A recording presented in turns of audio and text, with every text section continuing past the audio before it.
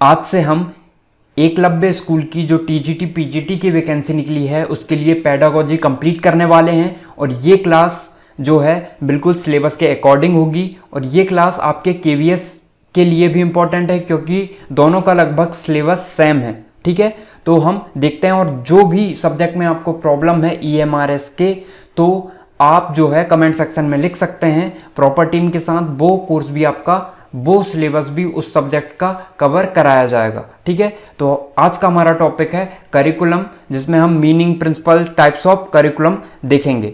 ठीक है, और ये क्लास आपकी बाइलिंगुअल होगी, हिंदी और इंग्लिश दोनों मीडियम के लिए, तो दोनों को ही समझ में आएगा बहुत अच्छे से। ठीक है, अब हम देखते हैं करिकुलम।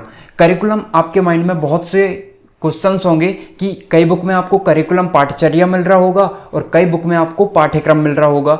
और इंग्लिश मीडियम के लिए तो ज़्यादा नहीं है डिफिकल्टी, क्योंकि देखिए करिकुलम है उनके लिए और एक है सिलेबस। सिलेबस मतलब पाठ्य वस्तु, तो पाठ्य वस्तु मतलब आप समझते होंगे, और करिकुलम मतलब होता है पाठ्यक्रम भी और पाठ्यचर्या भी। ठीक है, तो इसमें कंफ्यूज बिल्कुल भी नहीं होना है। करिकुलम के पहले हमें एनसीएफ पढ़ना था, जिससे आप थोड़ा सा और अच्छे से रिलेट कर पाते, लेकिन आप कहेंगे तो मैं नेक्स्ट वीडियो में एनसीएफ भी कवर कर दूंगा। ठीक है, और पेडागोजी में हम एनईपी भी कंप्लीट करेंगे, तो आपको घबराने की बिल्कुल भी ज़रूरत नहीं है, पूरा कोर्स आपका कंप्लीट किया जाएगा। अब हम देखते हैं करिकुलम। करिकुलम जैसे कि मैंने आपको बताया था, सिलेबस जो है, पाठ्यवस्तु जो है, करिकुलम का ही एक पार्ट है। ठीक, तो आपको कंफ्यूज बिल्कुल भी नहीं होना है। करिकुलम मतलब पाठ्यचर्या भी है और पाठ्यक्रम भी है। अब देखते हैं हम पाठ्यक्रम मतलब क्या होता है। अब ये चीज़ें आपको रिलेट करने के लिए बताई गई हैं, तो आपको सिर्फ चीज़ों को सुनना है, वहाँ से याद रखना है। और आपको यहाँ दिख रहा होगा कि इंग्लिश में नहीं दिया है, मैं इंग्लिश में बोलूँगा, और यदि आप कहेंगे तो ये आपको इंग्लिश में भी टाइप करके टेलीग्राम चैनल में अपलोड कर दूंगा। ठीक है, तो कमेंट सेक्शन में आपको बताना है यदि चाहिए होगी। टेलीग्राम का जो है चैनल, वो आपको डिस्क्रिप्शन में लिंक है, वहाँ से मिल जाएगा, तो वहाँ से जाके आप इसकी पीडीएफ देख सकते हैं। और आगे जो है इंग्लिश में भी दिया गया है। तो यहाँ पे हम देखते हैं पाठ्यक्रम का अर्थ, डेफिनेशन ऑफ करिकुलम। ठीक है, तो आपको सिर्फ चीज़ों को सुनना है, ये चीज़ आपके लिए रिलेट करने के लिए बताई गई है, मैं पहले ही बता दिया हूँ आपको। ठीक है, अब देखते हैं हम पाठ्यक्रम है क्या। तो पाठ्यक्रम जो है शिक्षा के उद्देश्यों की प्राप्ति के लिए सुनियोजित व्यवस्था है, इसे ही हम पाठ्यक्रम कहते हैं। ठीक, थोड़ा सा आपको समझ में आया होगा। ठीक, तो देखिए पाठ्यक्रम का और आसान शब्दों से मैं बताऊं तो पाठ्यक्रम जो है शिक्षा के उद्देश्य की प्राप्ति के लिए एक व्यवस्था बनी है, उस व्यवस्था को ही हम पाठ्यक्रम कहते हैं। ठीक, अब थोड़ा सा और डिटेल में जानते हैं हम करिकुलम को। करिकुलम का शाब्दिक अर्थ देखते हैं, तो आपको सुनना है। पाठ्यक्रम जो है अंग्रेजी शब्द के करिकुलम का हिंदी रूपांतरण है। ठीक है, मतलब करिकुलम का हिंदी अर्थ क्या है, पाठ्यक्रम है। और करिकुलम जो वर्ड है वो उसकी उत्पत्ति लैटिन भाषा के शब्द करियर से हुई है। ठीक है, तो ये चीज आपको समझ में आ गई होगी, जिसका अर्थ होता है दौड़ का मैदान। ठीक, रेस कोर्स, यहाँ पे थोड़ी सी टाइपिंग मिस्टेक है, यहाँ आएगा COURSE कोर्स। ठीक है, रेस कोर्स। अब थोड़ा सा समझते हैं इसके बारे में, क्या है दौड़ का मैदान, कैसे इसको रिलेट कर रहे हैं हम। देखिए मैदान जो है यहाँ पर वो पाठ्यक्रम है, रिलेट करने के लिए बता रहा हूँ, समझना है इस चीज को। मैदान आपका पाठ्यक्रम है और दौड़ने वाले आप हो। ठीक है, तो आपको उस मैदान को दौड़कर जो है एक एम तक पहुंचना है, जिससे आपका जो रेस जो है वो कंप्लीट हो जाएगी। ठीक, तो आपको कहाँ दौड़ना है, आपको मैदान में दौड़ना है। मैदान को आपको पूरा चक्कर पूरा करना है, जिससे आपका जो है लक्ष्य की आपकी प्राप्ति हो जाएगी। और यही पाठ्यक्रम में भी होता है कि छात्र को लक्ष्य की प्राप्ति के लिए ही एक व्यवस्थित व्यवस्था बनाई गई है, जिसे ही हम पाठ्यक्रम कहते हैं। ठीक है, अब सुनिए एक और बात, पाठ्यक्रम जो है, करिकुलम जो है, केवल और केवल किताबी ज्ञान में सीमित रहकर नहीं रह जाता है। ठीक है, पाठ्यक्रम का अर्थ सिर्फ किताबी ज्ञान नहीं है, पाठ्यक्रम का अर्थ है बहुत सी एक्टिविटीज, बहुत से अनुभव लेकर, ठीक है, हर चीज के अनुभवों को लेकर हम अपने लक्ष्य की प्राप्ति करते हैं, शिक्षा को ग्रहण करते हैं। ठीक है, तो इसमें सिर्फ आपका किताबी ज्ञान नहीं आएगा, इसमें आप बहुत से अनुभव को सीखेंगे, आप अपने वातावरण से को रिलेट कर पाएंगे, आप बहुत सी प्रतिक्रियाएं करेंगे, ठीक है, तो हर चीज सीखेंगे आप। यहाँ पे शारीरिक से लेकर मानसिक से लेकर आपका हर चारों और कह सकते हैं हम सर्वांगीण विकास के लिए आप पाठ्यक्रम को निर्माण किया गया है। आपका सिर्फ किताबी ज्ञान के लिए पाठ्यक्रम का निर्माण नहीं हुआ है। अब शब्द ये आता है कि यदि पाठ्यक्रम नहीं हुआ तो, अब देखिए मैंने पहली क्लास से ही जो पेडागोजी की क्लास चल रही है वहां पे मैंने आपको बता दिया है कि आपको जरूर क्रॉस क्वेश्चन कितने बन सकते हैं, लॉजिकली आपको सोचना जरूर है। क्योंकि देखिए पेडागोजी आपने सीटेट दिया होगा तो आपको ये पता है, या आपने कोई भी प्रीवियस ईयर क्वेश्चन लगाए होंगे या कोई भी एग्जाम दिया होगा तो आपको ये पता है कि पेडागोजी सिर्फ किताबी ज्ञान नहीं है। किताबी ज्ञान बस नहीं पूछता है आपसे पेडागोजी ये भी पूछता है कि आप कितना लॉजिकली सोच पा रहे हैं चीज़ों को, कितना रिलेट कर पा रहे हैं चीज़ों से। तो इसलिए आपको लॉजिकली चीज़ों को सोचना है, कितने क्रॉस क्वेश्चन बन सकते हैं उन चीज़ों को सोचना है, ठीक है। और यदि आपको ये चीज़ें सीखनी है कैसे होता है ये, क्योंकि कई क्वेश्चन ऐसे मिलेंगे जहां पे आपको दो आंसर सही मिलेंगे, आपको लगेगा कि ये दोनों सही हैं, लेकिन सबसे ज़्यादा सही जो होगा आपको वो टिक करना है। तो ये चीज़ मैंने पिछली वीडियो जो है आप जाके देख सकते हो, वहाँ बहुत अच्छे से बताई है, तो वहाँ से जाके आप ये चीज़ें देख सकते हैं। तो इतनी चीज़ आपको समझ में आ गई होगी। अब मैंने क्वेश्चन क्या किया था कि पाठ्यक्रम की ज़रूरत क्यों है, बिना पाठ्यक्रम के क्या हम शिक्षा ग्रहण नहीं कर सकते। तो इसका मतलब वही है कि आप एक रास्ते में चलते जा रहे हैं, आपका कोई एम डिसाइड नहीं है कि आपको रुकना कहाँ है, ठीक है। इसका मतलब ये हो जाएगा, मतलब यदि हम शिक्षा से समझें तो आपको 6वीं में ही 10वीं का सिलेबस दे दिया जाएगा, मतलब कोई पाठ्यक्रम ही डिसाइड नहीं है। तो इसके कारण पाठ्यक्रम को डिसाइड किया गया है, पाठ्यक्रम बनाया गया है जिससे आप व्यवस्थित रूप से अपनी शिक्षा को ग्रहण कर सकें और अपने लक्ष्य की प्राप्ति कर सकें, ठीक है। लक्ष्य की प्राप्ति का मीन है आप अपनी शिक्षा को कंप्लीट कर सकें, ठीक है। तो इतना आप समझ गए होंगे। अब हम आगे देखते हैं पाठ्यक्रम की परिभाषाएं, ठीक है, करिकुलम की डेफिनेशंस।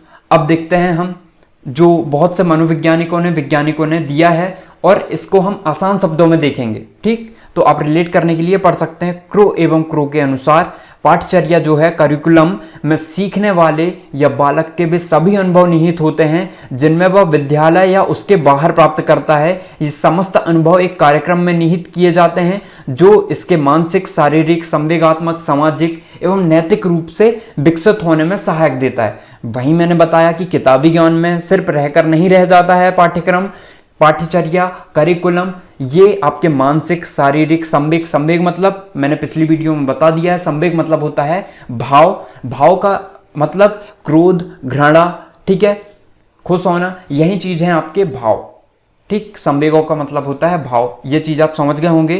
तो सिर्फ किताबी ज्ञान नहीं है, इन चीज का भी विकास करना है पाठ्यक्रम का मतलब, पाठ्यक्रम का उद्देश्य, पाठ्यक्रम का एम।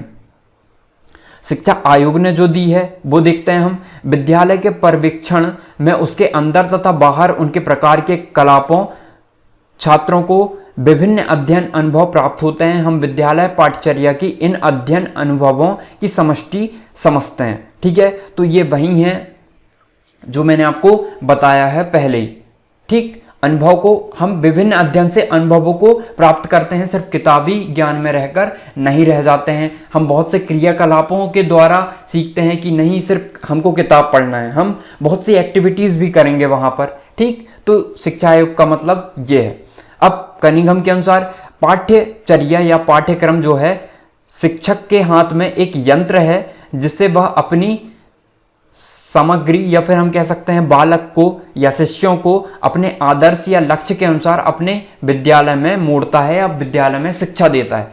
इसको मैं आसान भाषा में यदि कहूँ तो शिक्षक के हाथ में एक यंत्र है जिसे हम पाठ्यक्रम कहते हैं, उसके द्वारा वह शिष्य को, चाइल्ड को अपने लक्ष्य के अनुसार विद्यालय में सिखाता है, ठीक है। लक्ष्य की प्राप्ति के लिए वो उन चीज़ों को सिखाता है जिसका एक फ्रेमवर्क तैयार है, एक पाठ्यक्रम तैयार है कि इस तरीके से उसको जाना है और उस लक्ष्य की प्राप्ति को करवाना है, ठीक है। अब हम देखते हैं टाइप्स ऑफ करिकुलम या पाठ्यक्रम के प्रकार। पाठ्यक्रम के प्रकार में इंपॉर्टेंट देखेंगे हम विषय केंद्रित पाठ्यक्रम, नाम से ही स्पष्ट है। इसको यदि मैं इंग्लिश में बताऊं तो सब्जेक्ट सेंटर्ड करिकुलम। ठीक है, रिलेट कर पा रहे होंगे आप। अब हम देखते हैं विषय केंद्रित पाठ्यक्रम। मतलब यहां पे सीधा सा सिंपल है कि यहां पे विषय को केंद्र मान के पाठ्यक्रम का निर्माण किया गया है। पाठ्यक्रम का ये प्रकार कैसा है जिसमें विषय को केंद्र माना जाता है। अब विषय को केंद्र मतलब यहां पे आपको विषय से रिलेटेड चीजें सिखाई जाएंगी। विषय को केंद्रित माना जाएगा मतलब आपको अन्य कोई एक्टिविटी को महत्वता नहीं दी जाएगी, इंपॉर्टेंस नहीं दी जाएगी। यहां पे आपको विषय को महत्वता ज्यादा दी जाएगी, विषय को ज्यादा इंपॉर्टेंट समझा जाएगा। किसमें? विषय केंद्रित पाठ्यक्रम में। ठीक है, इतनी बात आपको समझ में आ गई होगी। विषय केंद्रित पाठ्यक्रम में जैसे हम गणित यदि पढ़ रहे हैं तो सिर्फ आपको गणित में ही दिया जाएगा ध्यान, ये नहीं देखा जाएगा कि बालक की रुचि है क्या नहीं है इसमें।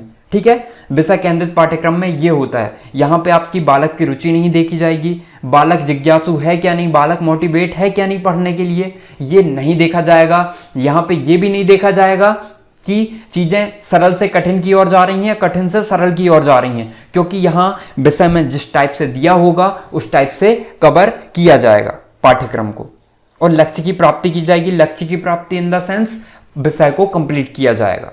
तो विषय केंद्रित पाठ्यक्रम में सब्जेक्ट सेंटर्ड करिकुलम में आपको ये चीजें बताई जाती हैं। अब यहां पे आपको इंग्लिश में नहीं दी गई है, लेकिन इंग्लिश में आपको नेक्स्ट स्लाइड में इंग्लिश से भी मिलेगा, तो दिक्कत की कोई बात नहीं है। और यदि आप कहेंगे तो मैं इंग्लिश में भी टाइप करा के टेलीग्राम में अपलोड कर दूंगा, आपको कमेंट करना है बस।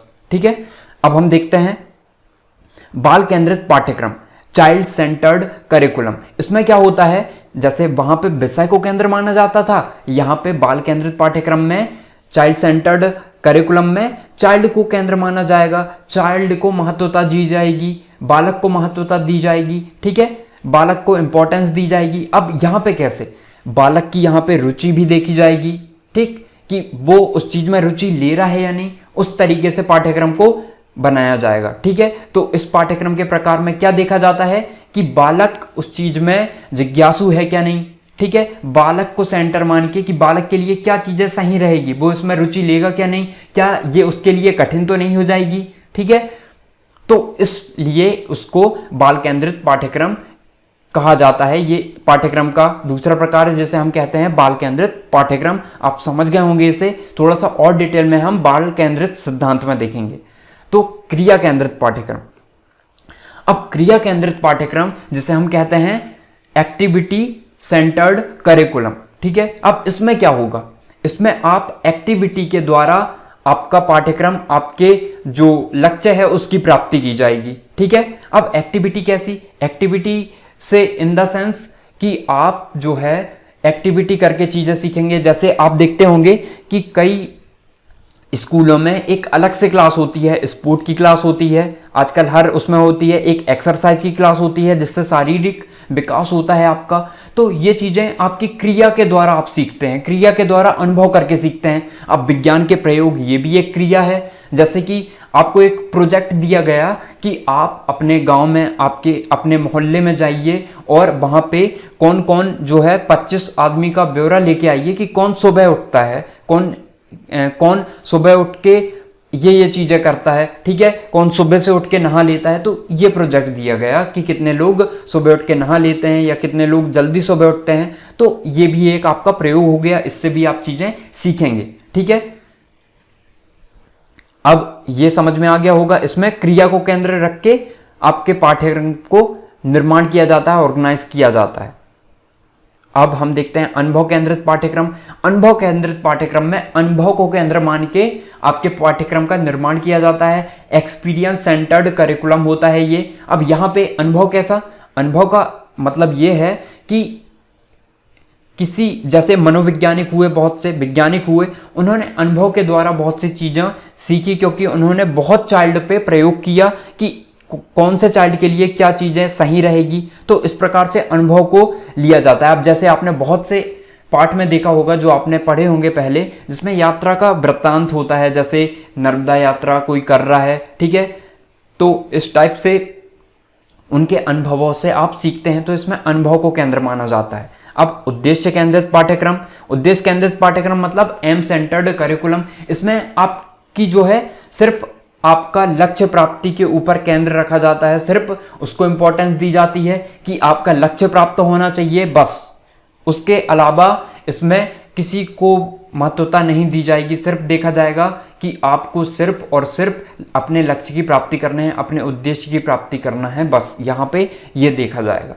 एकीकृत पाठ्यक्रम लास्ट प्रकार है हमारा, और भी प्रकार होते हैं पर ये इंपॉर्टेंट हम देख रहे हैं, ठीक है। अब एकीकृत पाठ्यक्रम में क्या होता है, एकीकृत पाठ्यक्रम में मतलब हम बहुत से जो सब्जेक्ट होते हैं उनको जोड़कर एक पाठ्यक्रम का निर्माण किया जाता है। अब यहाँ पे कैसे, बहुत से सब्जेक्ट, अब जैसे आपने देखा होगा साइंस एकीकृत पाठ्यक्रम का उदाहरण है। इसमें आपको केमिस्ट्री, फिजिक्स, बायोलॉजी सभी चीजें मिल रही हैं, ठीक है। अब जैसे पर्यावरण में आप वातावरण के बारे में भी पढ़ते हैं, आप सजीव निर्जीव के बारे में भी पढ़ते हैं, है ना। तो यहां से आप रिलेट कर पा रहे होंगे। एकीकृत पाठ्यक्रम मतलब इंटीग्रेटेड करिकुलम, यहाँ पे आप बहुत से सब्जेक्टों को लेकर आप उस चीज की पढ़ाई करते हैं एक विषय बना के, ठीक है। बहुत से विषयों को एक विषय में जोड़ा जाता है एकीकृत पाठ्यक्रम के अंतर्गत, ठीक। ये चीज आपको समझ में आ गई होगी। अब हम देखते हैं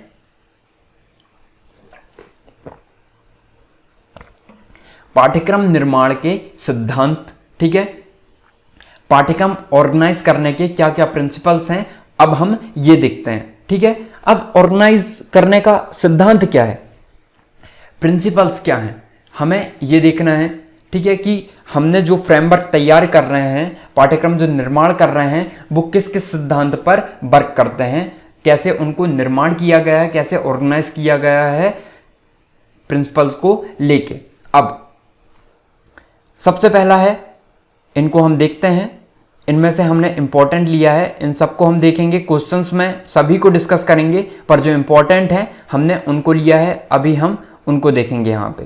तो फर्स्ट जो है बाल केंद्रित सिद्धांत, ठीक है, चाइल्ड सेंटर्ड प्रिंसिपल्स हम कह सकते हैं, चाइल्ड सेंट्रिक थ्योरी लिखा है यहाँ पे, आप जिससे भी रिलेट कर पाओ। अब सबसे पहली बात है बाल केंद्रित में, मैंने पहले ही बता दिया है, यहां पे आपको बालक को केंद्र मान के आपके जो है करिकुलम का निर्माण किया जाता है, पाठ्यक्रम का निर्माण किया जाता है। अब यहां पे इस सिद्धांत पर क्या काम करता है, यहां पे बालक को देखा जाता है कि बालक की आयु क्या है, उसकी आयु के हिसाब से क्या जो विषय, जो एक्टिविटी जो उसको सिखाई जा रही है वो उसकी आयु के हिसाब से ठीक है या नहीं। जैसे 10वीं की गणित हम 6वीं के बालक से, 6वीं के बच्चों से तो सॉल्व नहीं करवा सकते, है ना, उनका लेवल जो है अभी 10वीं के लेवल का नहीं हुआ है, तो इसलिए उसकी आयु के हिसाब से, उसकी योग्यता के हिसाब से, उसके मानसिक विकास के हिसाब से पाठ्यक्रम का निर्माण किया जाता है। इसमें चाइल्ड को देखा जाता है कि चाइल्ड की रुचि किस चीज में है ना, उसको सरल से कठिन की ओर ले जाया जाता है जिससे उसकी रुचि बनी रहे उसमें। तो चाइल्ड सेंट्रिक थ्योरी में आप ये चीज देखते हैं, आपको समझ में आ गया होगा। अब हम नेक्स्ट देखते हैं, नेक्स्ट है हमारा क्रियाओं पर आधारित सिद्धांत। अब क्रियाओं पर आधारित, यहां पे वर्ब्स नहीं है, टाइपिंग मिस्टेक होगी, यहां पे एक्टिविटी आएगा, ठीक है, बेस्ड ऑन एक्टिविटी। अब एक्टिविटी से सीखते हैं, जैसे कि मैंने आपको बताया क्रिया करके, जैसे कि हमने पहले भी समझ चुके हैं प्रकार में, यहां भी आप उसी चीज को रिलेट करेंगे। देखिए थोड़ा सा इसमें जो दिया है समझ तो चुके हैं, हम इसको पढ़ लेते हैं। बच्चे प्राकृतिक रूप से सक्रिय होते हैं, बिल्कुल सक्रिय होते हैं। वे जो है हमेशा उन अधिगम मतलब क्या होता है, सीखना, अधिगम, पुनर्वलन, उत्प्रेरण, अभिप्रेरण, ऐसे वर्ड जो आएंगे, यदि आप पहली बार पढ़ रहे हो तो थोड़ा सा रिलेट करने में प्रॉब्लम होगी, लेकिन जब आप उनका हिंदी अर्थ देखेंगे तो आप आसानी से उनको रिलेट कर पाएंगे, ठीक है। अब व्यवहारों पर अधिक रुचि, एक मिनट,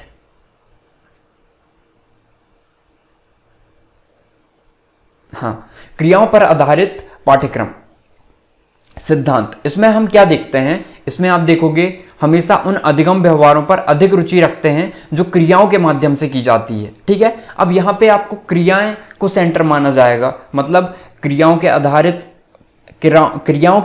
पर, एक्टिविटी के आधार पर आपको चीजें सिखाई जाएंगी। अब कैसे सिखाई जाएंगी मैंने आपको पहले बता दिया है, ठीक है। एक्सरसाइज वो भी क्रिया है, आप जो साइंस में प्रयोग कर रहे हैं वो भी क्रिया है, ठीक है, वहाँ भी आप क्रिया करके सीख रहे हैं। और ये जो है इसमें क्रियाओं को आधार मानकर, एक्टिविटी को आधार मान के पाठ्यक्रम का निर्माण किया जाता है। अब हम देखते हैं प्रेरणा का सिद्धांत, ठीक है, प्रिंसिपल्स ऑफ मोटिवेशन। अब मोटिवेशन कैसा, देखिए, यदि हम कहें छात्र की, बालक की जो पाठ्यक्रम है जो उसके सामने, यदि उसमें रुचि नहीं आ रही है तो वो प्रेरित नहीं हो पाएगा, भले ही वो कितना ही अच्छा पाठ्यक्रम निर्माण हुआ हो, लेकिन यदि उसकी उस चीज में रुचि डेवलप नहीं हो पा रही है तो प्रेरणा उठना स्वाभाविक बिल्कुल भी नहीं है। इसलिए प्रेरणा के सिद्धांत में यह देखा जाता है कि बच्चे प्रेरित हो सके, उनकी रुचि के हिसाब से हो, उनकी क्षमता के हिसाब से हो, ठीक है, यह देखा जाता है प्रेरणा के सिद्धांत में, ठीक। किसी पाठ्यक्रम का निर्माण बाल मनोविज्ञान के विभिन्न सिद्धांतों, नियमों जैसे रुचि, क्षमता, अभिप्रेरणा का ध्यान रखकर होना चाहिए, तभी वो प्रेरित हो सकेंगे। देखिए, जब उनमें जिज्ञासा ही उत्पन्न नहीं होगी तो वो चीज को पढ़ेंगे क्यों, है ना। और यदि उनकी रुचि डेवलप हो गई, अब जैसे किसी बालक की रुचि क्रिकेट खेलने में है तो उसको दिन हो चाहे रात हो क्रिकेट खेलना बहुत ज्यादा पसंद है, ठीक है, उसमें वो रुचि लेगा ही लेगा। वैसे ही यदि हम पाठ्यक्रम को भी ऐसा बना दें कि जिसमें वो इतनी रुचि ले कि अपने आप उसके अंदर प्रेरणा जगे, ठीक है, तो यही है कि ऐसा पाठ्यक्रम बनाया जाए जिससे वो अभिप्रेरित हो सके, ठीक है, प्रेरित हो सके। देखते हैं हम नेक्स्ट, समन्वय का सिद्धांत। अब समन्वय का सिद्धांत मतलब प्रिंसिपल ऑफ कोऑर्डिनेशन। अब कोऑर्डिनेशन का मतलब ये है कि आप इन द सेंस कोई सब्जेक्ट पढ़ा रहे हैं, जैसे गणित पढ़ा रहे हैं, तो आप गणित पढ़ाते पढ़ाते विज्ञान के सिद्धांतों को आप गलत साबित करें, तो ये नहीं करना है। आपको सभी को समन्वय बना के चलना है, सभी में संबंध बना के चलना है कि यहाँ के सिद्धांत आपके दूसरे सब्जेक्ट में गलत साबित ना हो, ठीक। तो ये चीज आप समझ गए होंगे। अब हम नेक्स्ट देखते हैं रुचि का सिद्धांत, ठीक, प्रिंसिपल ऑफ इंटरेस्ट। तो मैंने वहीं बताया, रुचि का सिद्धांत मतलब जिस चीज में उसकी रुचि बनी रहे, जिससे वो प्रेरित हो उस चीज को करने में, जिससे रुचि होगी तो उसमें जिज्ञासा उत्पन्न होगी। अब जैसे कि मैंने आपको एग्जांपल से बताया कि यदि किसी का क्रिकेट खेलने में, किसी का टीवी देखने में, तो टीवी देखने में यदि उसकी रुचि है तो वो दिन भर रात भर भी देखे तो टीवी से कभी नहीं उबेगा। तो वैसे ही यदि हम पाठ्यक्रम को ऐसे निर्माण करें कि उसकी रुचि डेवलप हो, ठीक है, रुचि के सिद्धांत को हम मेन पॉइंट में रख के पाठ्यक्रम का निर्माण करें तो वो रुचि लेगा जरूर उसमें, ठीक है।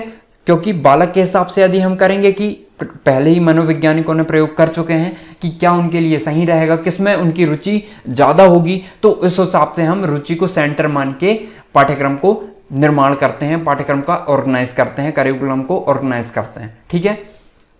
तो इतनी बात आपको समझ में आ गई होगी। और इसमें बस यही है रुचि के सिद्धांत में कि हम यदि रुचि डेवलप नहीं भी हो रही है तो पाठ्यक्रम को ऐसा बनाया जाए कि उनका रुचि का स्तर ऑटोमेटिक बढ़े। तो इसमें आप ये चीज देखेंगे, ठीक है। अब देखते हैं हम उपयोगिता का सिद्धांत। अब नेक्स्ट है हमारा उपयोगिता का सिद्धांत, प्रिंसिपल ऑफ यूटिलिटी। यहाँ पे जो है, यहाँ पे पाठ्यक्रम को ऑर्गेनाइज करने के लिए उपयोगिता का सिद्धांत लाया गया है। अब उपयोगिता का सिद्धांत का मतलब कि वो कुछ सीखे उनसे, वो उपयोग में आए, उसके दैनिक जीवन में उपयोग में आए वो चीज उसके लिए, ठीक है, उसके लिए वो चीज भविष्य में कारगर हो, उससे वो कुछ अनुभव ले, उसके लिए उपयोगी हो। तो इसलिए हमें उपयोगिता का सिद्धांत की जरूरत पड़ी है, ठीक है।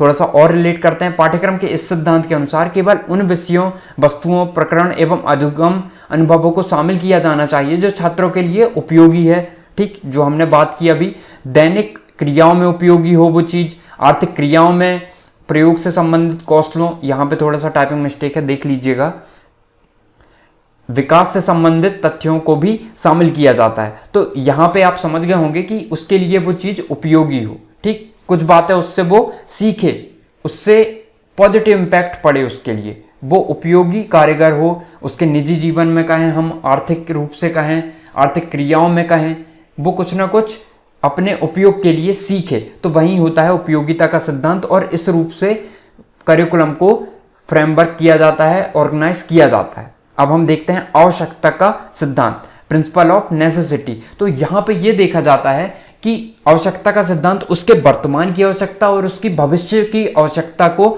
ध्यान में रखते हुए आवश्यकता का सिद्धांत में जो है आवश्यकता के सिद्धांत में क्या होता है, यहाँ पे आपके वर्तमान और भविष्य को ध्यान में रखते हुए पाठ्यक्रम को ऑर्गेनाइज किया जाता है। इस सिद्धांत के अंतर्गत आपको समझना ये है, इस सिद्धांत के अंतर्गत क्या किया जाता है, उसके वर्तमान और भविष्य दोनों की आवश्यकताओं को ध्यान में रखकर पाठ्यक्रम का निर्माण होता है। ठीक है, उसमें जो है उसकी रुचि भी शामिल हो। अब जैसे देखिए, मान के चलिए हर बार कुछ ना कुछ चीजें ऐड होते जा रही हैं, है ना, तो यहां से उसको डिसाइड करना होगा पाठ्यक्रम बनाते हुए कि जो है भविष्य के लिए ये कारगर होगी क्या नहीं, ये वर्तमान के लिए कारगर है। वर्तमान को ध्यान में रख के तो हम पाठ्यक्रम को बना रहे हैं, लेकिन हमें दूर का भी सोचना पड़ेगा, दूर की ऐसी सोचना पड़ेगा कि ये भविष्य में भी इसके लिए उतनी ही कारगर जो हो जितनी ये वर्तमान में है, उतनी ही चीजें ये सीख सके, उतनी ही अनुभव ले सके इस चीज को, उतनी ही इफेक्टिव हो ये अपने लक्ष्य को प्राप्ति के लिए, जैसे कि अभी है वैसे ही भविष्य के लिए हो। तो इस प्रकार से हम इस चीज में पाठ्यक्रम के निर्माण को ऑर्गेनाइज करते हैं, पाठ्यक्रम को, करिकुलम को ऑर्गेनाइज करते हैं किसमें, आवश्यकता के सिद्धांत में। अब हम देखते हैं आगे व्यक्तिगत विभिन्नता का सिद्धांत। अब व्यक्तिगत विभिन्नता के सिद्धांत में क्या है, अब यहां पे आप इन चीजों को देखते हैं। अब देखिए, हर एक चाइल्ड एक सा नहीं होता है, कुछ में मानसिक स्थिति का है, हम शारीरिक स्थिति का है, रुचि का है, दृष्टिकोण का है, उनके सीखने की क्षमता जो है हर चाइल्ड की अलग अलग है। ठीक है, अब जैसे कि मैं बात करूं, आप कोई टेस्ट ले रहे हैं, तो आप गणित का कोई टेस्ट ले रहे हैं, तो कोई एक बच्चा होगा जो बहुत जल्दी लाके आपको उस समस्या को, उस क्वेश्चन को सॉल्व करके आपके सामने रख देगा, तो आप क्या समझेंगे, वो एक अच्छी बुद्धि का, उसकी मानसिक स्थिति अच्छी है। ठीक है, वो एक विशिष्ट बालक की श्रेणी में कहेंगे आप उसे। ठीक है, विशिष्ट बालक इन द सेंस, विशिष्ट बालक में एक अच्छा बालक, एक गुणी बालक भी आता है और एक जो मानसिक रूप से कमजोर है वो भी आते हैं। ठीक है, तो विशिष्ट बालक भी कह सकते हैं हम, है ना, उसे। और कुछ बच्चे होंगे जो मंद गति से, या कोई ऐसे होंगे जो क्वेश्चन को गलत करेंगे, उनसे आंसर ही नहीं आएगा। कुछ बालक ऐसे होंगे जो थोड़ा टाइम लगाएंगे लेकिन आंसर को लेके आ जाएंगे। तो सबका जो है मानसिक स्थिति, उनकी योग्यता अलग अलग हुई। तो इसलिए इस चीज को ध्यान में रखा जाता है कि व्यक्तिगत विभिन्नताओं को ध्यान में रख के पाठ्यक्रम को ऑर्गेनाइज किया जाता है, पाठ्यक्रम का निर्माण किया जाता है। यह जरूर देखा जाता है कि ऐसा ना हो कि एक मंद बुद्धि का बालक वो चीजें सीख ही ना पाए और पाठ्यक्रम हमारा आगे बढ़ते रहे। ठीक है, तो इन चीजों को जरूर ध्यान में रख के पाठ्यक्रम बनाया जाता है कि वो दोनों के लिए ही कारगर हो, एक मंद बुद्धि के लिए भी जो कि देर से सीख रहे हैं चीजें, और एक कुशाग्र बुद्धि के बालक के लिए भी वो बिल्कुल एग्जैक्ट बैठे। तो इस प्रकार से हम व्यक्तिगत विभिन्नता को ध्यान में रख के पाठ्यक्रम का निर्माण करते हैं। अब हमारा नेक्स्ट है समय एवं अन्य संसाधनों की उपलब्धता का सिद्धांत, principle of availability of time and other resources. अब जैसे कि मैं बताऊं, मान के चलिए, इसको हम एग्जांपल से देखते हैं। मान के चलिए एक गांव है जहां पे इंटरनेट नहीं है, लेकिन आपने पाठ्यक्रम को ऐसा निर्माण कर दिया है कि वहां पे इंटरनेट की जरूरत पड़ेगी ही पड़ेगी। तो यहाँ पे ये चीज जरूर ध्यान में रखा जाता है पाठ्यक्रम को निर्माण करते समय, करिकुलम को ऑर्गेनाइज करते समय, कि उन संसाधन की उपलब्धता वहां पे हो। अब टाइम का मतलब यह है कि आपने डिसाइड कर दिया कि एक स्कूल जो है 6 घंटे लगेगा, जिसमें पाठ्यक्रम का जो पूरा है, जो डिसाइड किया गया है काम, उसमें कंप्लीट होगा। ठीक है, तो उसका मतलब ये भी है कि यदि आप एक्स्ट्रा चीजें उसमें ऐड कर रहे हैं तो उसमें समय का भी महत्व है, समय भी होना चाहिए। ऐसा नहीं कि 6 घंटे स्कूल लग रहा है फिर आप उनको रात तक बिठाल के रखें, ऐसा तो हो नहीं सकता। इसलिए वो समय में भी पूरा हो जाए। उसकी लक्ष्य की प्राप्ति यदि 1 साल में होनी है, यदि 1 साल में कोर्स पूरा होना है, तो वो समय को डिसाइड करके भी पाठ्यक्रम का निर्माण किया जाता है। नहीं तो एक कक्षा ही 2-2, 3-3 साल चलेगी, इसलिए पाठ्यक्रम को बनाया जाता है। ठीक है, तो ये चीज भी आपको समझ में आ गई होगी। अब हम देखते हैं लोचशीलता, जिसे हम लचीलापन भी कहते हैं, द प्रिंसिपल ऑफ इलास्टिसिटी। अब आपने ये सुना होगा कि भारत का जो संविधान है वो लचीला है। लचीला का मतलब क्या है? लचीला का मतलब ये है कि आप उसमें कभी भी कुछ भी ऐड कर सकते हैं, कभी भी उसमें परिवर्तन कर सकते हैं। वैसे ही पाठ्यक्रम में मान के चलिए, पाठ्यक्रम वर्तमान के लिए तो ठीक बैठ रहा है, लेकिन भविष्य में जब चीज़ें बदल रही हैं, बहुत सी चीज़ें ऐड हो रही हैं, बहुत से अनुभव ऐड हो रहे हैं, तो हम उनमें भी, पाठ्यक्रम में भी परिवर्तन कर सकें, इसलिए पाठ्यक्रम को लचीला रखा जाता है। ठीक है, तो आपको ये सब चीज़ें समझ में आ गई होंगी। अब आपको जो हमारा अगला टॉपिक है, यहाँ हम पूरा नहीं कर पाए, लेकिन अगले वीडियो में हम जो है इनकी विधियों को भी देखेंगे, अप्रोचेस को भी देखेंगे करिकुलम की, जो कि आपके सिलेबस में है। ठीक है, अब आपको ये बताना है कि इसके बाद आपको क्वेश्चंस डिस्कस करने हैं या फिर थ्योरी पढ़नी है आगे की। और जिस भी सब्जेक्ट में आपको प्रॉब्लम है वो आप कमेंट सेक्शन में लिख सकते हैं। आपको कहीं प्रॉब्लम गई वीडियो में या फिर कुछ चीज़ समझ में नहीं आई तो आप कमेंट सेक्शन में पूछ सकते हैं, या जो भी चीज़ आपको सही लगी तो आप वो भी कमेंट सेक्शन में टाइप कर सकते हैं। ओके।